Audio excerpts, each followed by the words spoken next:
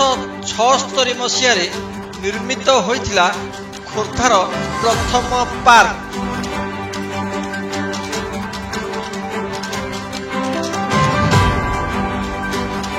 ଏଠାରେ ଶିଶୁ ଉଦ୍ୟାନ ଠାରୁ ଆରମ୍ଭ କରି ପିଲାଙ୍କ ପାଇଁ ଦୋଳି, ଖସଡ଼ା ଓ ଅନ୍ୟାନ୍ୟ ଉପକରଣ ରହିଥିଲା। ଖୋର୍ଦ୍ଧାର ମାଛ ମାର୍କେଟ ସମ୍ମୁଖରେ ଏହି ପାର୍କଟି ଅବସ୍ଥିତ ଥିଲା। ଦୀର୍ଘ 50 ବର୍ଷରୁ ଉର୍ଦ୍ଧ୍ୱ ବର୍ଷ ଧରି ଏହି ପାର୍କଟିର ରୂପରେଖ ସମ୍ପୂର୍ଣ୍ଣ ବଦଳି ଯାଇଛି। ଇଂରେଜମାନେ ସେ ସମୟରେ ଏହି ପାର୍କଟିକୁ ଅତ୍ୟାଧୁନିକ ଶୈଳୀରେ ନିର୍ମିତ କରିଥିଲେ।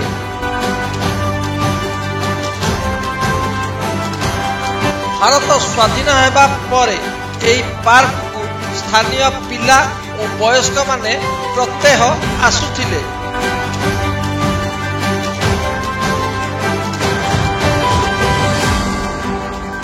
ନିକଟସ୍ଥ ଅଞ୍ଚଳରେ ଏହି ପାର୍କଟି ଏକମାତ୍ର ଥିବାବେଳେ ଅନ୍ୟମାନଙ୍କ ପାଇଁ ଏହା ଆକର୍ଷଣୀୟର କେନ୍ଦ୍ରବିନ୍ଦୁ ଥିଲା।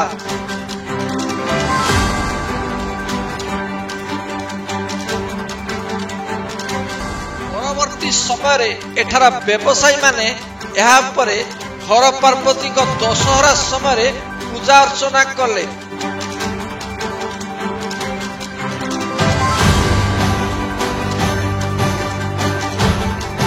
ପାର୍କ ମଧ୍ୟ ଦେଇ ଏକ ରାସ୍ତା ଥିଲା ଯାହା ମାଛ ମାର୍କେଟରୁ ଖୋର୍ଦ୍ଧା ସହର ମୁଖ୍ୟ ରାସ୍ତାକୁ ସଂଯୋଗ କରୁଥିଲା।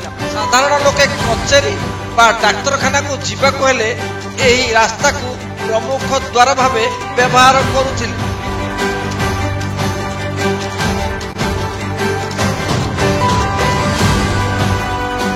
ଅଧୁନା ଏଠାରେ ଜବରଦଖଲକାରୀଙ୍କ ନିଜସ୍ୱ କବ୍ଜାରେ ଏହି ପାର୍କଟି ରହିଛି। ଜବରଦଖଲକାରୀ ମାନେ ଏହି ପାର୍କ ମଧ୍ୟରେ କୋଠା ଉପରେ କୋଠା ନିର୍ମାଣ କରି ନିଜସ୍ୱ ଘର ନିର୍ମାଣ କରିଛନ୍ତି।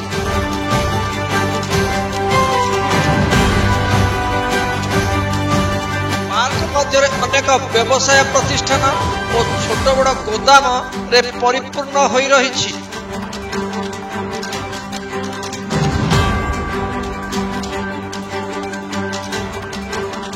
ପାର୍କକୁ ଲାଗି ପୌର ପ୍ରଶାସନର ମୁଖ୍ୟ କାର୍ଯ୍ୟାଳୟ ଥିଲେ ବି ପୌର ପ୍ରଶାସନ ଏହା ଉପରେ ନଜର ରଖିଛି ନା ଜବରଦଖଲକାରୀଙ୍କ ପ୍ରଭାବଶାଳୀ ବ୍ୟକ୍ତିଙ୍କ ଆଗରେ ନରମି ଯାଇଛି।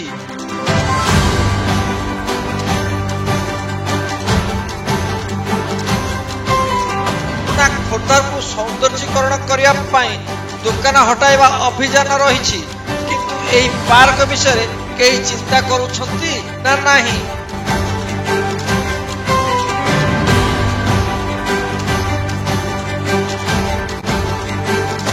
ମଧ୍ୟରେ କେବଳ ସ୍ମୃତି ସ୍ୱରୂପ ଏକ ଭଙ୍ଗା ଖସଡ଼ା କେବଳ ରହିଛି।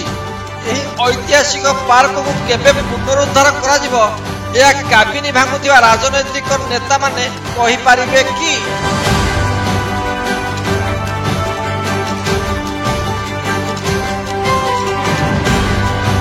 କାବିନିକୁ ନେଇ ଖୋର୍ଦ୍ଧାରେ ଚାଲିଥିବା ହଟଚମଟ ମଧ୍ୟରେ ସମ୍ପୂର୍ଣ୍ଣ ଅସ୍ତିତ୍ୱ ହରାଇବ କି ଏହି ଐତିହାସିକ ପାର୍କ?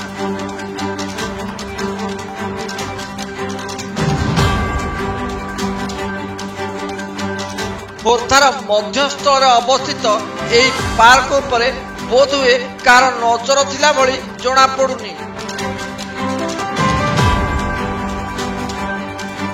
ଖୋର୍ଦ୍ଧାରୁ ଆନ୍ଦୋଳନ ଓଡ଼ିଶା ବ୍ୟୁରୋ ରିପୋର୍ଟ।